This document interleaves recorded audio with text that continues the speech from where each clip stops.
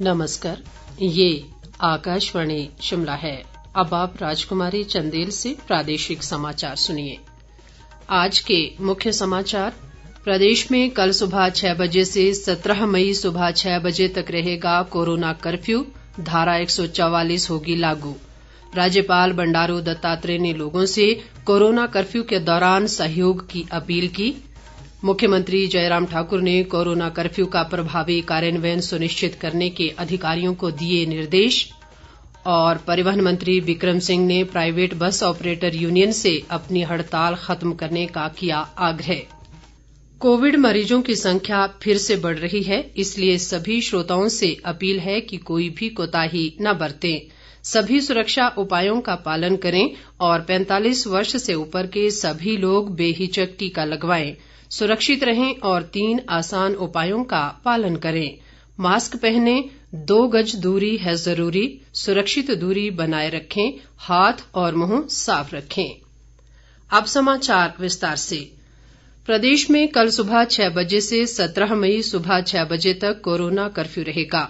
Corona महामारी पर नियंत्रण करने के मकसद से लगाए गए इस कर्फ्यू के दौरान सभी सरकारी व निजी कार्यालय बंद रहेंगे, लेकिन आवश्यक सेवाएं जारी रहेंगी। मुख्यमंत्री जयराम ठाकुर की अध्यक्षता में कल शिमला में हुई मंत्रिमंडल की बैठक में ये निर्णय लिया गया। सभी सरकारी परिवहन सेवाएं 50% क्षमता के साथ चलेंगी और अंतर्राज्यीय परिवहन सेवाएं भी जारी रहेंगी। इसके अलावा निजी वाहन केवल आपातकाल में 50% क्षमता के साथ चलाए जा सकेंगे। इस दौरान प्रदेश में धारा 144 लागू रहेगी और एक स्थान पर 5 से ज्यादा लोग इकट्ठे नहीं हो सकेंगे। राज्यपाल बंडारू दत्तात्रेय ने प्रदेश सरकार के कोरोना कर्फ्यू संबंधी निर्णय को उचित करार देते हुए प्रदेशवासियों से इस दौरान सहयोग की अपील की है। शिमला से जारी एक बयान में उन्होंने कहा कि ये निर्णय प्रदेशवासियों की सुरक्षा के मद्देनजर लिया गया है। राज्यपाल ने कहा कि कोरोना महामारी की पहली लहर को भी लॉकडाउन लगाकर ही लोगों के सहयोग से काबू किया गया था। उन्होंने कहा कि प्रदेश सरकार ने स्वास्थ्य सेवाओं को सुदृढ़ बनाया है और सभी आवश्यक सुविधाएं उपलब्ध करवाई जा रही हैं। राज्यपाल ने लोगों से वैक्सीन लगाने का आग्रह भी किया है। मुख्यमंत्री जयराम ठाकुर ने कोरोना कर्फ्यू का प्रभावी कार्यान्वयन सुनिश्चित करने के अधिकारियों को निर्देश दिए हैं। वे शिमला से आज वीडियो कॉन्फ्रेंसिंग के माध्यम से प्रदेश के सभी उपायुक्तों, पुलिस अधीक्षकों, मुख्य चिकित्सा अधिकारियों व चिकित्सा महाविद्यालयों के प्रधानाचार्यों के साथ एक बैठक की अध्यक्षता कर रहे थे। उन्होंने कहा कि सरकार द्वारा जारी की गई मानक संचालन प्रक्रियाओं का भी कड़ाई से पालन करना होगा। जयराम ठाकुर ने कहा कि नागरिकों की सुरक्षा के अलावा कमजोर वर्गों के लोगों की आर्थिकी को सुदृढ़ करना भी सरकार का उत्तरदायित्व है। मुख्यमंत्री ने कहा कि प्रदेश में ऑक्सीजन की आपूर्ति पर्याप्त मात्रा में है और केवल ऑक्सीजन के परिवहन के लिए सिलेंडरों की जरूरत है, जिसकी कमी को पूरा करने के लिए केंद्र सरकार से आग्रह किया गया है। उन्होंने कहा कि कोरोना जांच की रिपोर्ट तैयार करने में समय को कम करने के लिए प्रयास किए जाने चाहिए। जयराम ठाकुर ने अधिकारियों को होम आइसोलेशन और अस्पतालों के मध्य समन्वय स्थापित करने के अलावा सभी जिलों में बिस्तरों की क्षमता बढ़ाने और कोविड जांच में तेजी लाने के निर्देश भी दिए। स्वास्थ्य मंत्री राजीव सहजल के अलावा मुख्य सचिव अनिल खाची व अन्य अधिकारी भी इस दौरान मौजूद रहे। इस बीच मुख्यमंत्री जयराम ठाकुर ने कोविड संबंधी मुद्दों के बारे में लोगों की सुविधा के लिए मुख्यमंत्री सेवा संकल्प हेल्पलाइन 1100 पर समर्पित कोविड-19 हेल्पलाइन का शुभारंभ किया। उन्होंने कहा कि इस हेल्पलाइन के माध्यम से सुबह 7 बजे से रात 10 बजे तक कोविड संबंधी मदद के लिए संपर्क किया जा सकता है। प्रदेश के स्वास्थ्य संस्थानों के चिकित्सा ऑक्सीजन की निगरानी व भंडारण के लिए ऑक्सीजन नियंत्रण कक्ष स्थापित किया गया है। एक सरकारी प्रवक्ता ने बताया कि ये कक्ष प्रदेश में उपलब्ध ऑक्सीजन का उचित उपयोग करने में सहायक सिद्ध होगा। नियंत्रण कक्ष द्वारा ऑक्सीजन की कमी होने पर शीघ्र कार्रवाई की जा सकेगी। केंद्रीय वित्त राज्य मंत्री अनुराग ठाकुर ने दिल्ली स्थित प्रवासी भवन से सेवा इंटरनेशनल संस्था व सेवा भारती के तत्वावधान में 22 राज्यों के लिए 7,000 से ज्यादा ऑक्सीजन कंसंट्रेटर को हरी झंडी दिखाकर रवाना किया। इस मौके पर उन्होंने कहा कि कोरोना महामारी के चलते इस बुरे दौर में मदद के लिए जो भी हाथ आगे बढ़ रहे हैं वही इंसानियत की सच्ची तस्वीर है। अनुराग ठाकुर ने कहा कि इन ऑक्सीजन कंसंट्रेटर के पहुंचने से विभिन्न राज्यों में कोरोना मरीजों को मदद मिलेगी। उन्होंने कहा कि हमीरपुर संसदीय क्षेत्र के तीनों जिलों में PSA ऑक्सीजन जनरेशन प्लांट लगाने का निर्णय लिया गया है और विशेषज्ञों ने इसके लिए सर्वेक्षण कार्य भी पूरा कर लिया है। परिवहन मंत्री बिक्रम सिंह ठाकुर ने प्रदेश प्राइवेट बस ऑपरेटर यूनियन से अपनी हड़ताल खत्म करने की अपील की है ताकि कोरोना के इस बुरे दौर में आम जनता को असुविधा न हो।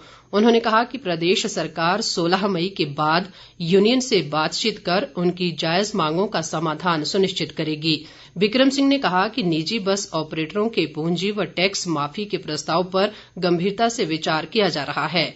परिवहन मंत्री ने कहा कि कोरोना महामारी की इस चुनौती से निपटने के लिए सभी को एकजुट होकर प्रयास करने होंगे ताकि इस पर विजय हासिल की जा सके।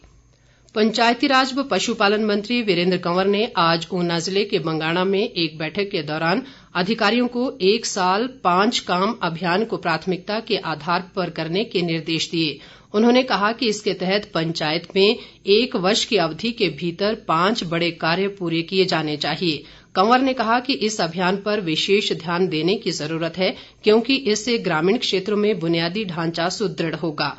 उन्होंने 10 करोड़ रुपए की लागत से बन रहे ब्लॉक के भवन का भी निरीक्षण किया। प्रदेश में कोरोना के मामलों में वृद्धि लगातार जारी है। प्रदेश में आज अभी तक कोरोना के सर्वाधिक 3,929 नए मामलों की पुष्टि हुई है जबकि इस दौरान 2,043 मरीज स्वस्थ भी हुए हैं। प्रदेश में कोरोना के कुल मामलों की संख्या बढ़कर 1,18,729 हो गई है। इनमें से 27,756 मामले सक्रिय हैं जबकि 89,197 लोगों ने कोरोना को मात दी है। राज्य में कोरोना से अभी तक 1,724 लोगों की मृत्यु हो चुकी है। प्रदेश कांग्रेस अध्यक्ष कुलदीप राठौर ने राज्य सरकार द्वारा कोरोना कर्फ्यू व धारा 144 लगाने संबंधी निर्णय को विरोधाभासपूर्ण बताया है। शिमला में आज पत्रकारों से बातचीत में उन्होंने सरकार से गरीब व मजदूर वर्ग को राहत पैकेज देने की भी मांग की। राठौर ने कहा कि सरकार द्वारा एक ओर धारा 144 लगाई जा रही है वहीं बसों में 50% सवारियों को अनुमति देने संबंधी निर्णय तर्कसंगत नहीं है। उन्होंने प्रदेश सरकार को कोरोना कर्फ्यू की शब्दावली में सुधार करने का सुझाव भी दिया है। राठौर ने केंद्र सरकार पर भी कोरोना के बढ़ते मामलों से निपटने में नाकाम रहने का आरोप लगाया।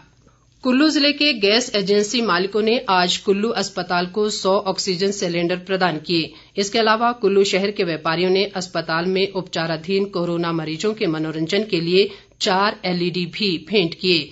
इन सभी ने भविष्य में भी जरूरत के मुताबिक इस तरह की मदद करने की बात कही है।